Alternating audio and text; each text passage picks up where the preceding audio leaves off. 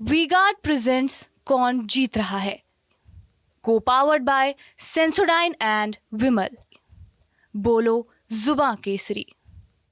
ग्वालियर चंबल अंचल की चारों लोकसभा सीटों पर मतदान के बाद अब सबकी नजरें 4 जून को आने वाले नतीजों पर टिकी हैं। लेकिन इन सब के बीच चंबल अंचल में टिकट वितरण में अपना दबदबा दिखाने वाले और क्षेत्र में अपना बड़ा राजनीतिक रसूख रखने वाले विधानसभा स्पीकर नरेंद्र सिंह तोमर की उन 3 लोकसभा सीटों पर ग्वालियर, भिंड और मुरैना सीट की राजनीतिक गलियारों में अब जोरों शोरों से चर्चा होने लगी है कि उनके समर्थकों ने चुनाव यहां से लड़ा है, लेकिन अब मतदान खत्म हो चुका है और इन तीनों सीटों को जीत कर ला पाना बीजेपी के लिए एक बड़ी चुनौती बन गई है। आइए सबसे पहले जानते हैं इन 3 लोकसभा सीटों पर कौन किसे चुनौती दे रहा है। ग्वालियर लोकसभा, इस सीट पर बीजेपी के भारत सिंह कुशवाहा और कांग्रेस के प्रवीण पाठक आमने सामने हैं। दोनों ही हाल में हुए विधानसभा चुनाव हार गए थे और अब लोकसभा चुनाव के लिए दोनों ने पूरा अपना दम लगा दिया है। मुरैना लोकसभा, इस सीट पर बीजेपी के शिव मंगल सिंह तोमर और कांग्रेस के सत्यपाल सिंह सीकरवार के बीच में मुकाबला बताया जा रहा है। भिंड लोकसभा, इस सीट पर बीजेपी की मौजूदा सांसद सिंधिया राय और भांडेर से कांग्रेस विधायक फूल सिंह बरैया आमने सामने हैं।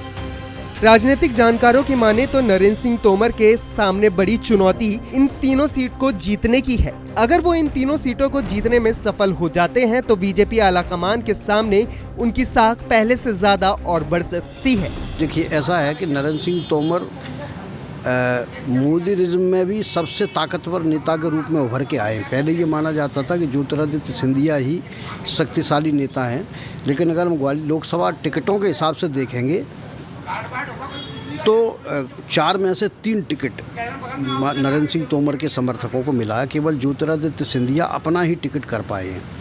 मुरैना के जो कैंडिडेट हैं वो नरेंद्र सिंह तोमर का टिकट है, भिंड की जो कैंडिडेट हैं वो नरेंद्र सिंह तोमर का टिकट है और ग्वालियर का जो कैंडिडेट हैं भारत सिंह कुशवाहा वो भी नरेंद्र सिंह तोमर के समर्थक हैं।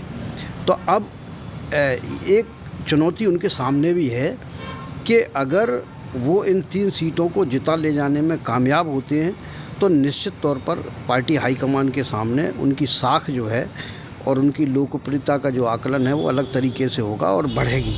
ग्वालियर, भिंड, मुरैना लोकसभा सीट पर बीजेपी का कहना है कि बीजेपी में किसी का कोई प्रत्याशी नहीं होता है, प्रत्याशी हमेशा पार्टी का होता है। देखिए, भारतीय जनता पार्टी में किसी के कोई प्रत्याशी नहीं होते हैं, क्योंकि नरेंद्र सिंह जी भारतीय जनता पार्टी के वरिष्ठ नेता हैं और वरिष्ठ नेता होने के नाते ग्वालियर चंबल संभाग में उनका एक लंबे समय तक कार्यक्षेत्र रहा है। तो पार्टी के नाते उन्होंने यहाँ ग्वालियर में आदरणीय भारत सिंह जी का, मुरैना में आदरणीय शिवमंगल सिंह तोमर का और भिंड में श्रीमती संध्या राय जी का के टिकट का उन्होंने समर्थन किया।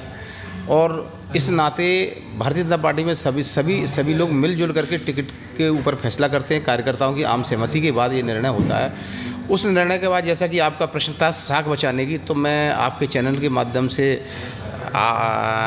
ये बता देना चाहता हूँ कि हम ग्वालियर और मुरैना और भिंड तीनों लोकसभा सीटें हम जीत रहे हैं। लोकसभा चुनाव में ग्वालियर चंबल में बढ़ते वोट प्रतिशत का फायदा एक तरफ बीजेपी अपने पक्ष में बता रही है तो वहीं कांग्रेस भी ज्यादा मतदान होने से खुश है और अपनी जीत का दावा भर रही है। देखिए, महंगाई और बेरोजगारी के विरुद्ध ग्वालियर चंबल में भारी मतदान हुआ है और मुझे ऐसा प्रतीत हो रहा है कि ग्वालियर चंबल की 3 सीटें भिंड, मुरैना और ग्वालियर कांग्रेस पार्टी जीतने जा रही है। अब वो साख बचती है नहीं बचती है ये समय बताएगा, लेकिन ये निश्चित है कि बदलाव की लहर चल रही है। कांग्रेस 3 सीट जीत रही है। बहरहाल लोकसभा चुनाव के लिए ग्वालियर चंबल की सभी सीटों पर मतदान खत्म होने के बाद अब आने वाले परिणामों पर सबकी निगाहें टिकी हुई हैं। ऐसे में ग्वालियर, भिंड और मुरैना लोकसभा सीट के आने वाले नतीजों पर चंबल अंचल के दिग्गज नेताओं की सभी टकटकी लगी हुई है। वी-गार्ड प्रेजेंट्स कौन जीत रहा है, को पावर्ड बाय सेंसोडाइन एंड विमल। बोलो जुबां केसरी।